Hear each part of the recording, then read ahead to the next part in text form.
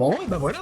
Après TikTok, après Instagram, et ben on se retrouve enfin sur YouTube. Bon, comme je perds pas le nord, tu penseras surtout à t'abonner à mes réseaux, hein. Les liens sont dans la description. Et surtout, bah n'hésite pas à t'abonner à cette chaîne qui est vraiment toute jeune, hein. Donc, tu sais, t'abonner, cliquer sur la petite cloche, liker, toi-même tu sais. Bref, je suis RealMax, et aujourd'hui on va parler de Transformers. Je vous cache pas que je me suis demandé pendant très longtemps quel serait le sujet de cette première vidéo. Cela a été un travail intérieur qui m'a poussé à aller au bout de moi-même, remettant en question ma capacité de réflexion et ma façon de voir le monde, en m'enfonçant un peu dans la noirceur du... Puis après, je me suis rappelé qu'il fallait parler Transformers. Ça fait maintenant 2 ans que je fais de la review sur les réseaux, et je me suis rendu compte que j'ai parlé de termes qui peuvent paraître assez exotiques pour quelqu'un qui connaît rien en Transformers. Un Commander Class qui allie esthétique et fonctionnalité. Sa remorque justifie pleinement son statut de Commander Class, qui met une grande mise à jour à la version Earthrise, que par sa possibilité à transporter des véhicules de taille de luxe, ou les versions Siege et Kingdom sorties entre 2019 et 2021. Du coup, je me suis dit qu'il fallait peut-être remettre certains termes clairs qui nous seront très utiles pour comprendre d'autres vidéos. Donc, aujourd'hui, on va s'embarquer dans les gammes récentes des Transformers. Aujourd'hui, on parle de la génération moderne. Bon, ok, c'est très beau, mais qu'est-ce que moi j'appelle la génération moderne? Et bah pour ça, il va falloir faire un petit retour vers le passé. Nous sommes au début-milieu des années 2010, et le fabricant de jouets Hasbro fait face à de nombreux changements. Déjà, Hasbro a été confronté à une hausse des coûts de production, notamment due à l'augmentation des prix de la matière première, comme le plastique, et aux coûts de fabrication en Chine, où de nombreux jouets sont produits. Pour compenser ces hausses, Hasbro a dû prendre des mesures pour réduire les coûts, ce qui a conduit à un changement de qualité dans les figurines et à une délocalisation des usines au Vietnam. Ensuite, pour maintenir des prix compétitifs, dans un marché en constante évolution, Hasbro a simplifié la conception des figurines, même si cette tendance à simplifier n'est pas nouvelle. Une politique de simplification que la compagnie avait déjà menée en 2011 suite à des plaintes de parents mécontents à cause de la complexité des figurines Transformers sorties en 2009. Vous savez, ceux du deuxième film de Michael Bay. Il a fait du mal, mais ça reste une très belle figurine. Bref, vers 2014, elle a évolué vers une simplification encore plus drastique. Cela s'est traduit par des transformations moins complexes, des articulations plus simples, et une réduction de pièces pour certaines gammes. Et bien que cela visait à rendre les jouets plus accessibles, les figurines n'en restaient pas moins très chères. Ces changements ont suscité des critiques de la part des collectionneurs de longue date. Moi le premier, j'avais lâché la collection à l'époque. De plus, Hasbro a commencé à investir davantage dans des lignes plus qualitatives, comme avec la gamme Transformers Generation lancée en 2013. Une gamme visant à satisfaire les collectionneurs tout en répondant aux besoins d'un marché grand public avec des gammes plus simplifiées. Cependant, dès 2018, une gamme un peu plus premium nommée les Studio Series, qui revisite les personnages des films avec des figurines plus détaillées et mieux articulées, viendra pallier à la simplicité de la gamme Generation. Après, pour ceux qui souhaitaient vraiment des figurines de qualité, Hasbro et Takara proposaient la gamme Masterpiece qui s'était vraiment développée à cette époque. Une collection qui pour le coup était réellement réservée aux adultes. Ainsi, la marque Transformers Generation s'est vue composée entre 2014 et 2018 de 3 gammes qui ont formé une première trilogie nommée les Prime Wars. Elle a assez bien marché, et bien que pas mal de figurines aient pu décevoir les fans de longue date, il faut cependant reconnaître que cette trilogie a cherché à constamment se renouveler en proposant de nouveaux gimmicks et de nouveaux designs à chaque nouvelle gamme, passant des Combiners, des figurines qui peuvent se fusionner pour devenir un robot géant, aux Headmasters, ces petits robots qui peuvent devenir les têtes de plus grandes figurines, ou encore en introduisant le concept des Prime en jouets en mettant en avant les leaders des factions. D'ailleurs, pas mal de figurines de ces gammes sont considérées comme des classiques au sein des collectionneurs, comme le Titan Trypticon, le Combiner Devastator, ou encore le leader Ultra Magnus. Et cette volonté de proposer des jouets diversifiés et le plus amusant possible malgré les limitations d'Hasbro, on la doit aux concepteurs de ces gammes, comme les japonais Hisashi Yuki et Shogo Asui, qui œuvrent également sur la gamme Masterpiece, mais surtout à John Warden, responsable du design des Transformers de 2014 à 2020, et qui a malheureusement été licencié en 2024 suite à une restructuration d'Hasbro, ce qui est vraiment pas cool tant Warden a eu une influence et un impact significatif sur l'évolution des jouets Transformers. Cette vidéo lui rend donc un peu hommage. Mais après avoir revisité les Combiners, fait revenir les Headmasters et introduit les Primes dans une gamme de jouets, comment Hasbro allait faire consensus chez les fans? Et si pour ça il fallait revenir aux bases? Et si pour ça il fallait revenir aux origines? Et si il fallait revenir sur Cybertron?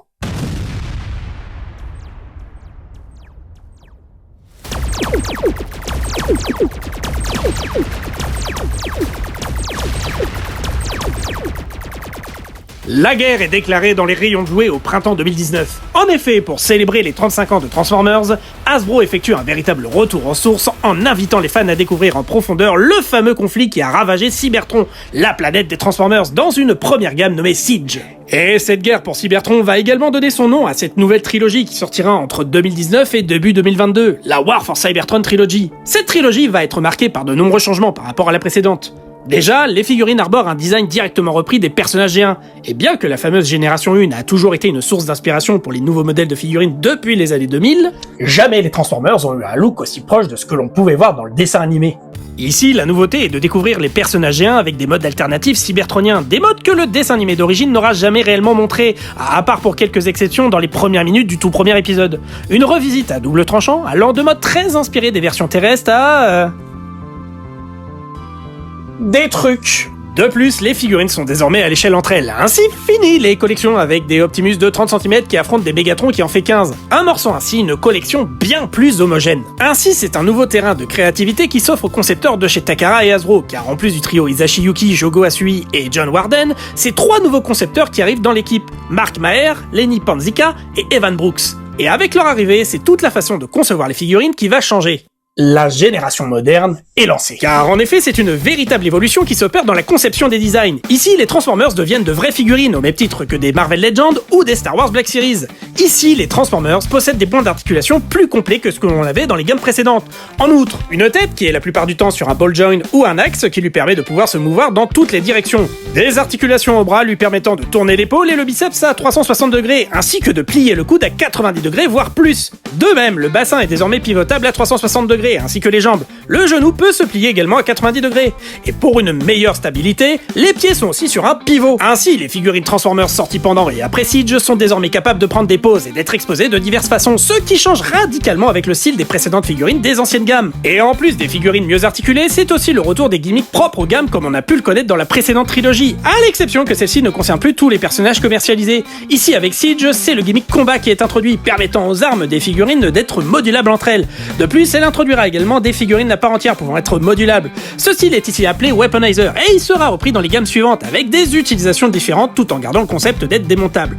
Et en plus de cela, les articulations peuvent aussi varier et être augmentées en fonction des classes. Ah oui, les classes, il va falloir qu'on en parle. Car en effet, il faut savoir que depuis 1996 et la gamme Beast Wars, Hasbro a mis en place un système de classes. Ces classes permettent de catégoriser les figurines en fonction de leur taille, de leur complexité et surtout de leur prix d'achat. Et c'est vers 2005 avec la gamme Transformers Cybertron que la classification s'est standardisée, bien qu'elle ait un peu évolué avec le temps et la gamme Siege. Ainsi, lors de la commercialisation de Siege, il était possible de se procurer plusieurs types de classes, que j'ai personnellement catégorisées en 3 types, les petites, les moyennes et les grandes. En commençant avec les petits, on pouvait trouver 2 classes. Déjà, les classes Battle Masters, c'était des petites figurines se transformant en armes ou accessoires, souvent accompagnées d'effets de combat pour simuler des tirs ou des explosions. Le prix avoisinait entre 7 et 10 euros. Y a pas grand chose à dire, ce sont de toutes petites figurines sans trop de détails et avec une transformation extrêmement simple. Et enfin, on avait la classe Micromasters, des mini-figurines pouvant se transformer en véhicules ou en armes. Ces figurines reprennent directement le concept des Micromasters des années 80. Y a pas grand chose d'autre à dire, si ce n'est qu'elles étaient vendues en général par 2, mais de même que les Battle Masters, ce sont des figurines très simples qui ne proposent pas de très grande jouabilité si elles sont seules, bien qu'elles avoisinaient un prix un peu plus haut, allant de 10 à 15 euros. Maintenant, on va s'attaquer aux classes un peu plus sérieuses, avec celles qui sont dans la taille moyenne. Et ici, on va retrouver des classes qui sont plutôt connues des collectionneurs. D'abord, on va trouver les classes de luxe. Contrairement aux 2 autres classes, elle offre un meilleur équilibre entre complexité de transformation et d'articulation. De plus, c'est à partir de cette classe que sont représentés de nombreux personnages emblématiques de la licence. C'est également dans cette classe que l'on trouvera les Weaponizer. Si, vous savez, les figurines modulables dont on parlait il y a pas longtemps. Ces gammes sont disponibles à un prix avoisinant les 30 euros. Ils sont suivis par les classes Voyager. Les figurines de ces classes sont plus grandes que les de luxe. Ils possèdent des transformations plus élaborées et des détails supplémentaires au niveau de la sculpture et de la peinture. De même, certaines figurines de ces gammes ont aussi quelques articulations en plus, surtout au niveau des mains qui peuvent tourner à 360 degrés, voire même s'ouvrir. C'est dans cette gamme que l'on retrouvera certains des personnages principaux de la gamme, comme Megatron ou encore Starscream. Les figurines issues de ces classes sont vendues entre 40 et 50 euros aujourd'hui. Donc, d'après mon cheminement, après les petits et les moyens, on va donc s'attaquer aux grandes. Et là, on va avoir un peu de tout dans cette classe. On va avoir des très grands et d'autres... un peu moins. Et on amorce cette gamme avec les leader class. Et j'ai quelques mots à dire dessus. Non, parce que à la base, les leader class, c'est censé être des grosses figurines. Si vous voulez, ce sont les boss finales des gammes. Des figurines de 30 cm bourrées de mécanismes, de gimmicks et d'électronique. Et peu à peu, ça a un petit peu disparu. Si vous voulez, on est passé de grosses figurines électroniques à, des grosses figurines tout court. Et si je vous parle de tout ça, c'est parce que la gamme leader class, c'est peut-être celle qui a le plus changé en arrivant dans Siege. En effet, on passe ici de grandes figurines à des figurines plus proches des Voyagers, généralement accompagnées d'un arsenal d'accessoires pouvant les rendre plus grandes, comme ça a été le cas d'Ultra Magnus, Shock Shockwave ou encore Astrotrain. Et oui, l'homogénéité de la gamme a rendu cette classe un peu moins intéressante, surtout que le prix lui est resté le même qu'à l'époque, soit entre 55 et 70 €. Et encore aujourd'hui, cette classe est souvent reprochée par les fans de proposer des figurines à un tarif assez élevé, alors qu'elle pourrait être vendue à des prix bien plus bas sans forcément avoir tous les accessoires. Sauf le Siege Ultra Magnus. Non, franchement, lui, il a vraiment besoin de son armure. Et après une classe un petit peu décevante, on va maintenant passer à celle qui a été introduite dans la gamme Siege. La classe Commander. Introduite dans la série Siege, cette nouvelle classe avait pour objectif de proposer des figurines de grande taille, davantage détaillées et articulées. Le concept de la classe Commander a permis de combler un vide en offrant des figurines grand format avec un soin particulier aux détails, tout en respectant une échelle raisonnable pour interagir avec les autres classes de l'univers Transformers. Bon, après c'était surtout parce que les concepteurs voulaient intégrer le personnage de Jetfire dans la gamme, et que le robot est beaucoup trop gros pour être un leader classe. En tout cas, les figurines de ces classes sont souvent parmi les plus convoitées par les collectionneurs à cause de la jouabilité et du détail qu'elles peuvent offrir. Même si au fil du temps, elles ont un peu perdu de leur taille pour devenir plus des super leader class, à quelques exceptions près. Et après avoir fait ce petit tour détail, on pourrait se dire que c'est terminé avec les Transformers.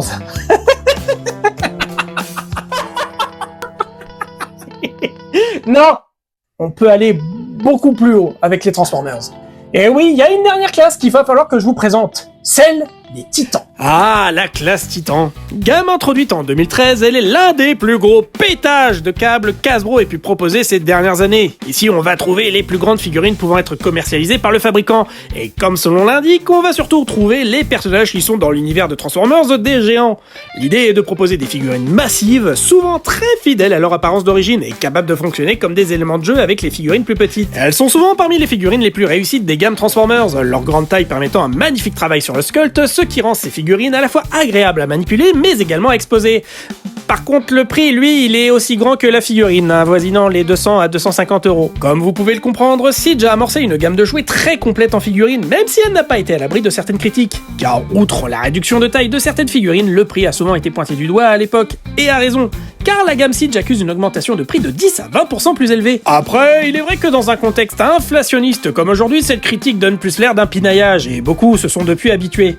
Beaucoup ont également peu apprécié les sérigraphies sur les jouets, donnant un effet de dégâts. Cette sérigraphie disparaîtra dès la gamme suivante, sauf pour Galvatron. Et bien que ces remarques soient justifiées, il faut quand même reconnaître que la gamme Siege a donné le coup de boost dont la gamme Transformers avait le plus besoin. Et les gammes qui ont suivi l'ont bien démontré. Car après la guerre sur Cybertron, les concepteurs d'Hasbro feront revenir les Transformers sur Terre. Dès lors, ils aborderont enfin et pleinement leur design de la génération 1 dans une gamme très acclamée, Earthrise. Hormis les designs terrestres et proches de l'apparence du dessin animé des années 80, cette gamme a connu peu de changements par rapport à la précédente. Les Micro et Battlemaster connaîtront une fin de commercialisation dans cette gamme. Les Weaponizers se verront remplacés par les Modulators, gardant le même principe, mais se transformant ce coup-ci en plateforme et autres mini-bases pouvant se connecter avec certains accessoires inclus avec les figurines. Malheureusement, la distribution de cette gamme se verra entachée par la pandémie de 2020, rendant la distribution des figurines très compliquée et les collectionneurs s'arrachant à prix d'or le peu disponible sur le marché secondaire. Clairement, c'était pas la meilleure époque pour commencer une collection. Et devinez qui a repris à cette époque-là ? Ce problème de figurines inaccessibles a depuis été réglé, Hasbro ayant recommercialisé la plupart dans les gammes récentes. Et tant mieux parce que moi j'avais pas envie de le payer plus de 100 balles mon Sunstreaker. Et un autre problème viendra entacher la sortie de cette gamme, le plastique jaune. Ouh, ça fait peur le plastique jaune. Blague à part, beaucoup de collectionneurs ont eu la mauvaise surprise de découvrir une décoloration accélérée du plastique de leurs figurines allant du jaune au brun. Les plastiques gris, bleus, jaunes et blancs étant ceux principalement touchés par ce jaunissement. C'est un vice de fabrication qui aura grandement fait réagir les fans, et bien qu'Hasbro n'ait jamais explicitement divulgué les raisons de ce jaunissement, il est souvent suspecté qu'un changement de plastique ABS moins résistant aux UV et l'ajout d'un additif chimique mal dosé soit à l'origine de ce problème. Ah non mais Hasbro ils sont trop forts. Ils ont réussi à adapter la G1 dans tous les détails, même en y incluant la rouille cosmique. Malgré ses déboires, la gamme Earthrise a suscité des retours positifs, notamment avec son retour aux sources bien plus assumé à la G1. Une gamme fort sympathique, mais encore perfectible. Et dans tout ça, nous arrivons en 2021, et c'est à ce moment-là que cette guerre pour Cybertron va doucement s'achever. Et 2021, c'est également une date particulière, puisque c'est celle qui va amorcer les commémorations anniversaires. Et cette année-là, plusieurs anniversaires ont été célébrés, mais on va s'intéresser à celui qui est le plus concerné par les gammes War for Cybertron. Beast Wars. Et oui, cette année-là marquait les 25 ans de la première série d'animation Transformers entièrement générée par ordinateur et récompensée d'un Emmy Awards en 1998. Les Oscars, pour les séries. Les personnages de Beast Wars n'avaient pas été revus depuis la première gamme génération qui célébrait les 30 ans de Transformers, et à part une petite apparition d'Optimus Primal dans le dernier volet de la Prime Wars, les Maximals et les Predacons se faisaient vraiment attendre des collectionneurs, et la commémoration de la série était vraiment le moment idéal pour les remettre sur le devant de la scène. Ainsi, cette dernière partie, nommée Kingdom, allait faire déplacer le conflit à travers un voyage vers le passé, emmenant les personnages de la G1 à enfin rencontrer ceux de Beast Wars. Dans un grand final en apothéose, où même l'arche, le cultissime vaisseau des Autobots, a fini par rejoindre la collection en étant un titan. Et d'ailleurs, l'arrivée de Beast Wars et de l'Arche allait permettre à Hasbro d'introduire une nouvelle classe de figurines, les Core Class. Pour faire simple, il s'agit d'une classe de figurines miniatures bien plus grande et élaborée que les Battle et Micromasters, mais restant à une taille assez petite en comparaison d'un Deluxe. Cette gamme a été inventée pour deux raisons. Incorporer le personnage de Rattrap qui, dans la série Beast Wars, est très petit, trop petit même pour pouvoir être vendu dans la classe de luxe. Ainsi, la Core Class allait permettre de pallier ce problème et de faire plus ou moins revenir une autre classe qui avait disparu des gammes, les Legends. Car en plus de permettre à de plus petits personnages d'être à l'échelle avec le reste des figurines, Hasbro allait en profiter pour également y intégrer des personnages populaires dans cette classe, afin de rendre plus accessibles des personnages qui peuvent coûter assez cher et surtout de permettre aux titans d'avoir des personnages à leur échelle, pratique quand l'Arche est désormais disponible dans la gamme. Et si je parle assez tardivement de cette classe, c'est pour la simple et unique raison que sa commercialisation semble se terminer. Effectivement, Hasbro ne semble pas avoir prévu de figurines de ce calibre pour 2025. Car effectivement, cette classe coûte tout de même assez cher, avec des prix variant de 11 à bientôt 20 €. On est vraiment très loin des 6-7 € des Legend Class. Ainsi, pour des raisons économiques, Hasbro semble avoir décidé d'abandonner cette classe qui aura duré 3 ans. Dans tous les cas, la classe Kingdom se verra augmentée d'une collection de figurines assez conséquente. Entre les ressorties de figurines comme le maintenant très célèbre Leader Class Optimus Prime, l'ajout de personnages Beast Wars et également l'arrivée de personnages G1 permettant de lier cette gamme avec la précédente, elle est sans conteste l'une des gammes les plus complètes de toute la trilogie. Et elle le sera d'autant plus grâce à une seconde célébration, car 2021, c'est aussi l'anniversaire d'un autre média très important de l'univers Transformers. Car il ne faut pas oublier que 2021 était également l'année des célébrations du 35e anniversaire du film de la G1. Longtemps considéré comme le seul vrai film Transformers, il a au fil des années constitué un véritable objet de culte pour les fans. Considéré comme un passage obligé, le film est surtout marquant pour son nombre de personnages disparaissant tout au long, notamment la scène de mort d'Optimus Prime qui a traumatisé des générations de fans. Hasbro ne pouvait donc pas laisser passer l'occasion de surfer sur cet anniversaire. Et peu avant Kingdom, ils avaient préparé le terrain dans Earthrise, avec des allusions à certains personnages du film dans les packaging, mais également en sortant les premières figurines inspirées du long métrage comme le juge Quintesson, et surtout cette bizarrerie qu'est le remake du Leader Class Optimus Prime. Quoi? Oui, vous ne rêvez pas. Hasbro a commercialisé le cadavre d'un des robots les plus marquants de la pop culture. Pour 59,99 €. Retour en 2021. Ainsi, des personnages issus des films font leur retour dans Kingdom, comme Ultra Magnus, ici muni de son mode terrestre, ou encore Darcy, qui était déjà commercialisé dans la gamme Earthrise. Mais il voit surtout l'arrivée de nouveaux modèles très attendus comme Cyclonus, et surtout le nouveau leader des Decepticons, Galvatron, qui, à titre personnel, est sûrement l'une des figurines dont j'ai le plus attendu la sortie depuis Seed. Bien évidemment, l'accumulation de 2 anniversaires allait bloquer le nombre de personnages pouvant être intégrés dans une gamme. Alors, comment faire dans ce cas-là? Ah, si seulement il existait une autre gamme commercialisée au même moment qui permettrait de pouvoir vendre des figurines issues des films. Oh, wait! Eh oui, on l'avait un petit peu délaissé, mais il est vrai que la gamme Studio Series amorcée en 2018 continuait son petit bonhomme de chemin. Cette gamme, qui jusqu'alors ne proposait que des figurines issues des films en prise de vue réelle, allait désormais accueillir une nouvelle sous-gamme, les Studio Series 86. Ainsi, les personnages de la G1 sont disponibles non plus dans une, mais bien 2 gammes. L'arrivée dans les Studio Series a été l'occasion pour les concepteurs de pouvoir concevoir des personnages appréciés des fans, mais qui auraient jusqu'alors eu du mal à s'intégrer dans les gammes de la trilogie War for Cybertron, comme les cultissimes Dinobots qui, encore aujourd'hui, sont parmi les figurines les plus réussies de toutes les gammes confondues. Ainsi, l'ajout des personnages G1 aux Studio Series permettront à Hasbro de pouvoir proposer un set de figurines très complet et de la rendre complémentaire avec la gamme Generation, expliquant pourquoi certains personnages se sont retrouvés dans Kingdom et non dans l'autre. Et c'est cette complémentarité qui fait que je considère la gamme Kingdom comme la plus complète, offrant un véritable défilé de figurines très réussites, et d'autres un petit peu moins. Elle démontre ici cette volonté des concepteurs de vouloir faire plaisir aux fans et aux collectionneurs avec des figurines réussies tout en titillant la nostalgie des plus anciens et de faire découvrir des pans de l'histoire de la licence aux plus jeunes. Bon, bien évidemment, tout n'est pas rose. Et encore une fois, c'est une histoire de plastique. Car outre le syndrome du plastique jaune qui sévissait encore à ce moment-là, Antigatron et d'autres figurines en ont fait les frais à l'époque. et qui sera réglé qu'en 2023, c'est une fragilité du plastique transparent qui a été signalée par de nombreux acheteurs. Oui, être fan de Transformers, c'est avoir peur du plastique jaune et transparent. C'est un enfer. Un problème qui a sévi pendant quelques années, même si les cas se sont raréfiés dès 2022-2023. Aujourd'hui, pour pallier à ce problème, Hasbro profite de la ressortie de certaines de ses figurines en remplaçant les composants transparents avec du plastique entièrement dur. Et malgré ces soucis de plastique transparent, il faut reconnaître que l'année 2021 a été un tournant pour les gammes Génération et les jouets Transformers. À titre personnel, j'estime que c'est avec la gamme Kingdom et l'introduction des Studio Series 86 que la gamme a enfin trouvé son rythme de croisière. Et c'est avec ce voyage à travers le temps et la nostalgie que la guerre pour Cybertron va s'achever dans les rayons de jouets début 2022. La gamme War for Cybertron Trilogy s'impose comme un véritable tournant dans l'univers des figurines Transformers. En revenant aux bases avec des designs fidèles à la génération 1, tout en intégrant des innovations modernes, elle a su séduire les collectionneurs autant que les nouveaux venus. Chaque partie de cette trilogie, Siege, Earthrise et Kingdom, a apporté son lot de nouveautés, des designs cybertroniens inédits, une échelle cohérente entre les figurines, des améliorations en articulation et en jouabilité, et même un retour bienvenu des personnages de Beast Wars.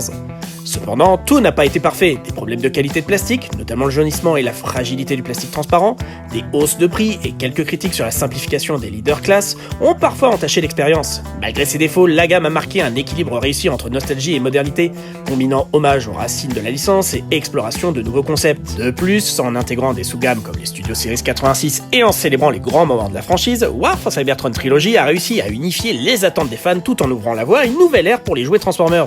Elle restera une référence majeure pour son ambition et l'impact qu'elle a eu sur l'évolution des figurines modernes. Et d'ailleurs, qu'en est-il des gammes en cette fin d'année 2024 ? Car oui, la génération moderne ne s'est pas arrêtée avec Kingdom. À l'heure où cet épisode est écrit, c'est une seconde trilogie qui est en train de se terminer.